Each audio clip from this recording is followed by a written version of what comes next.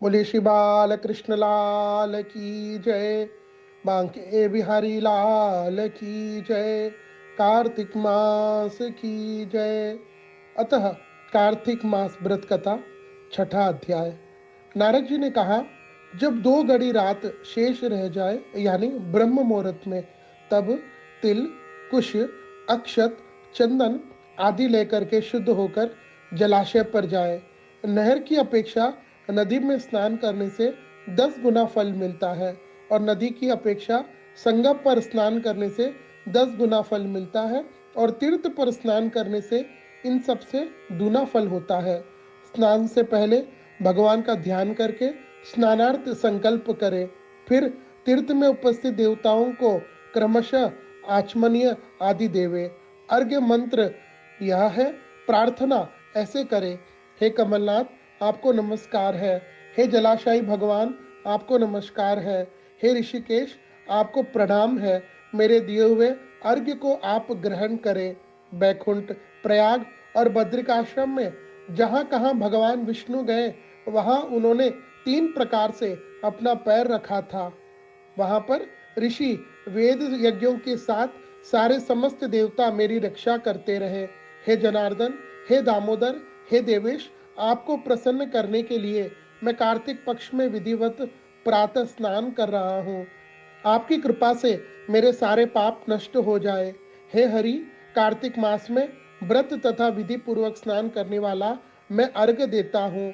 आप राधा रानी सहित इन्हें ग्रहण करें। हे कृष्ण, हे प्रबल राक्षसों का नाश करने वाले भगवान, हे पाप नाशक, कार्तिक मास में नित्य प्रति दिए हुए मेरे इस अर्घ्य के द्वारा कार्तिक स्नान का व्रत करने वाला फल मुझे प्राप्त हो। विष्णु, शंकर और सूर्य का ध्यान करके जल में प्रवेश करें और नाभि पर्यंत जल में खड़ा होकर विधि पूर्वक स्नान करें। जो गृहस्थी है उन्हें तिल और आंवले का चूर्ण लगाकर तथा विधवा स्त्री व जति तुलसी की जड़ की मिट्टी लगा के स्नान करें। सप्तमी, अमावस्या, नवमी, त्रयोदशी, द्वितीया, दशमी आदि इन तिथियों को आंवला और तिल से स्नान नहीं करना चाहिए।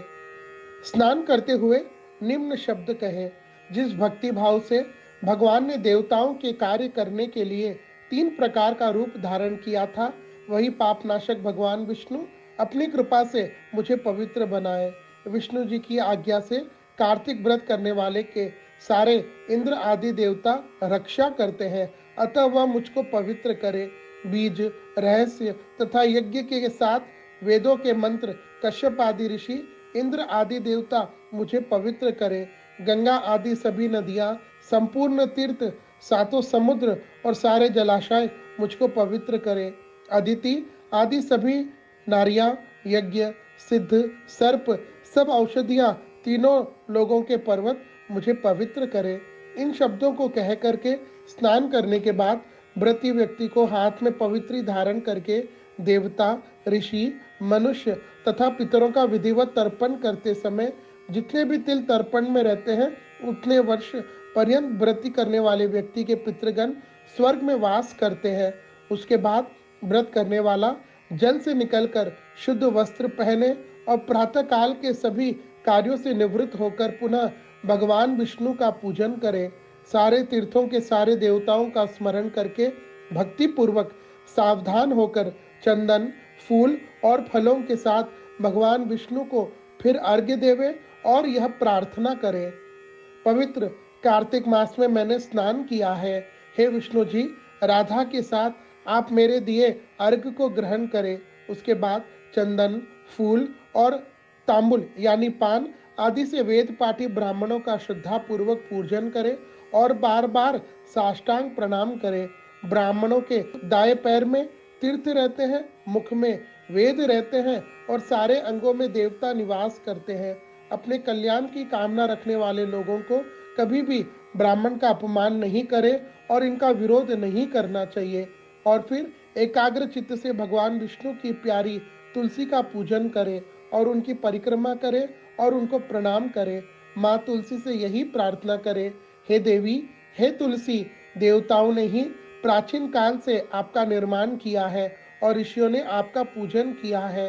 हे विष्णु की प्यारी तुलसी, आपको प्रणाम है, आप मेरे सब पापों का नाश करो।